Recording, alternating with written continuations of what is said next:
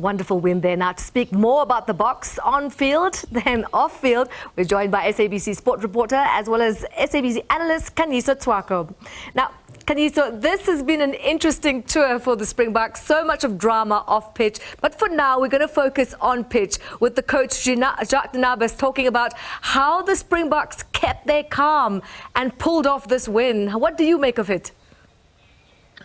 Good evening and good evening to the viewers. Look, I mean, the Boks leading 22-6 to 136-20. They did what was required of them, but one would have felt that yes, there were several off-field distractions they needed to deal with in this week. But I think they did what they needed to do. But one felt that in that second half, the Boks just struggled to get going. I mean, at one point, Argentina pulled the game back to 22-20, and the Springboks had 13 players on the field. But through that that impressive last 10 minutes by the Springboks, they made that win look a bit more comfortable than it did, because when you split that second half, the Boks only won that second half 14. It was actually 14 all if you think about it.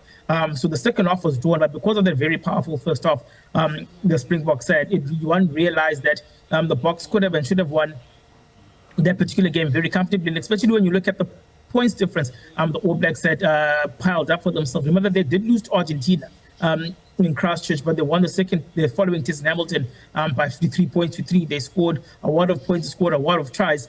And I think it was that particular moment that actually allowed the All Blacks to kind of run away with the tournament. But the one thing that the Springboks do have in their slight favor is that because the All Blacks and the Wallabies are playing the earlier game on Saturday with the Auckland test being 9:05 in the morning, Saturday kickoff in South Africa, that will mean that the Springboks will know exactly what to do when their test match at Kings Park kicks off at 5:05. But look, it could have been a far more convincing win, especially if the Boks were able to continue playing the way that they did in the first half. In the first half, they did not allow Argentina to breathe. They bullied them physically. The Boks did so many things right in that first half, but one felt that they put their foot off. They just moved the foot from the pedal.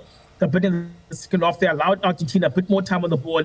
And I think also, though, that the Springboks also got drawn into the way that Argentina is playing, that scrappy, broken play. Well, the Boks are a very structured side, and once Boks get front foot ball, they're also able to play that structured game, but they played that unstructured game on the back of front foot dominance, and they allowed Argentina to just come back unnecessarily into that game. Their discipline actually departed them to a point where Villarreal and Kwagga Smith were yellow card in the second half, and that allowed Argentina to come back. So I think in the upcoming test this weekend, they need to make sure that when they've got a first half advantage, they need to make it count, because I think one of the biggest and the rightful complaint about the Springboks is that as much as they are world champions, they haven't quite given a dominant performance like you saw when they are leading with a significant first half margin like they did. They never quite put a game away in the manner that the All Blacks do. So I think this coming week, I think that's the one thing that they need to do. If they're leading 22-6 at half time, I think it's going to be imperative of them to either at least double that score, make it 44 something,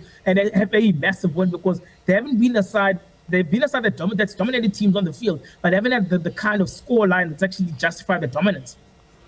Well, Khanyiso, I also want to put the spotlight on our captain, Siya Kolisi. What a remarkable job by him as well in this match.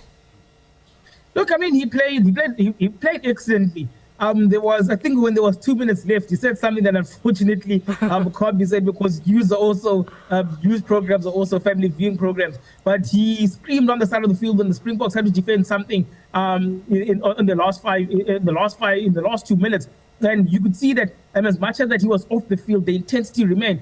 And I think whenever the Springboks under pressure, I think it kind of brings the best out of Siya Kolisi. I think there were criticisms in terms of how he played. I mean, that second test against New Zealand at Ellis Park, the first test against Australia at Adelaide. But you saw that in Sydney, it was the vintage Siya Kolisi that we know and love. And again, in Buenos Aires yesterday, again, when the Springboks were put in what you'd call a corner, he again responded with a captain that only a performance that only a captain that can actually come with. But again, what the Boks are doing well is that they are actually rotating their forwards very, very, very well, and still getting the same amount of the same type of performance. I mean, you looked at how well Jasper Wiese played as he continues to deputize for Dwayne Vermeulen, and then you look at how Ellis Low came in and made a difference. Kwagga Smith also came in and made a difference. Deon Fourie, who was actually playing at at flank instead of hooker, again, also came in and made a very big difference at the breakdown. I think once Kwagga Smith and Dion Fourie were on, it kind of swayed the breakdown battle because James Coleman, for some reason, kind of lost control of the breakdown.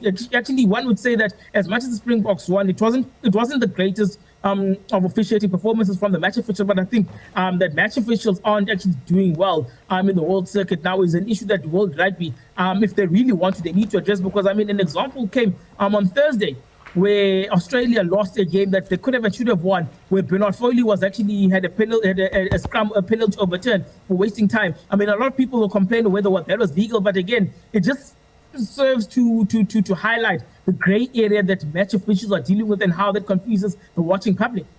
So now we know that the Boks have set their sights against Los Pumas in Durban. My biggest fear is we're going to be there in green and gold. What do you expect is going to happen?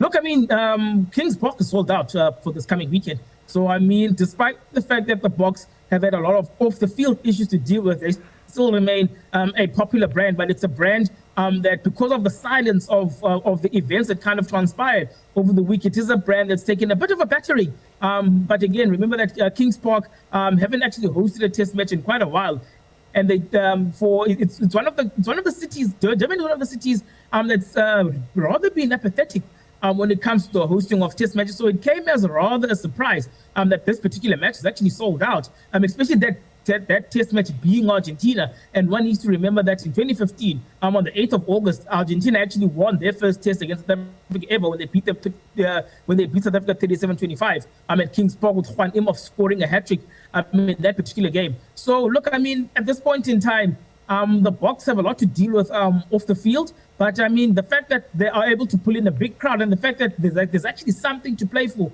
one would suspect that will bring the best out of the crowd, and one would think that also that will bring the best out of the Springboks. Khanyiso, you know the antics that's currently down, making the headlines, the dietitian coming out saying she feels traumatized about this alleged affair with Elton Jantjes. Now we have a drug scandal. What do you make of that? Look, the long and the short of it is that a Bok World Cup period, inter-World Cup period, is never complete without drama. And I think, as we've seen over the years, we saw between 1996 and 1999, there was a changing of coaches: Andre Magrov, Karel du Plessis, Nick Mallet. We saw between 1999 and 2003 where Kam Staldrad with Rudolf Stroili. We saw between 2004, 2007, and 2006 in particular, Jake had a lot of issues when he was coaching the Springboks. So one would have thought that a river of peace in between World Cup years was starting to emerge for the Springboks. But look, the allegations have been strongly denied by SA Rugby, but that such an allegation has come out, will never shine very brightly on any organization. The denials have been very, very, very strong from SA Rugby. Even from Zinat Simji and Elton Jantjes, the denials have been there. But and also SA Rugby, now we complain about the timing of these particular allegations. It just doesn't cast a very positive light on the Springboks. So it's going to be interesting to see how they actually deal with that, with those particular allegations, now that they'll be back in the country this week. I think what may have taken the cross of those particular allegations that they took place while the team was in Argentina. So they weren't actually in South Africa to deal with those. But I think how they deal with these particular allegations this coming week is going to be very interesting. Thank you so much there to our reporter, Sport 24, as well as SABC analyst Khanyiso Tshwaku. Yes, we just want the Springboks to win this Rugby Championship.